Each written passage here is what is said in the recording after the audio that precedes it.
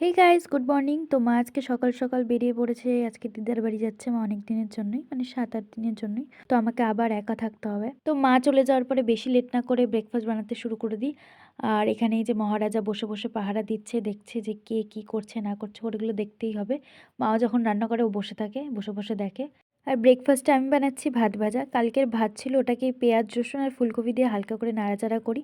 বেশ ভালো হয়েছিল খেতে, ব্রেকফাস্ট অনুযায়ী ভালো হয়েছিল। আর অনেক দিন ধরে আমার ডিট্যানিং করা হয় না, তাই এখানে একটা ডিট্যানিং প্যাক বানিয়ে নিই। ব্রেকফাস্ট করার পর ডিট্যানিং প্যাক লাগিয়ে স্নান করে কোকোকে নিয়ে ছাদে চলে আসি। তেমন ভালো রেজাল্ট হয়নি, বাট আস্তে আস্তে ভালো রেজাল্ট হবে। আর কোকোর এই টাইমটা ফিক্স থাকে ছাদে আসার। ও একটু আসবে, ঘোরাঘুরি করবে, খেলাধুলা করবে, দেন যাবে।